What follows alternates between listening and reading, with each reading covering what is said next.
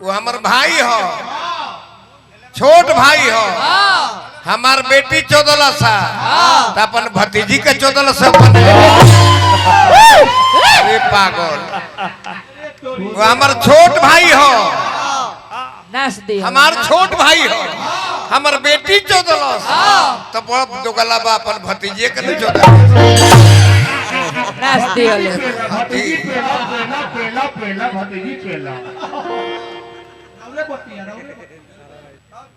सब गलत काम है। अच्छा ठीक बा, उनका दल में कल का 5 गो फुहर बोलत ले तो तू जवाब देब। पाक से पाक ना धोई, अगर कुत्ता काट दी तो दौड़ के करके काटे लगबो तो काहे कटले हा।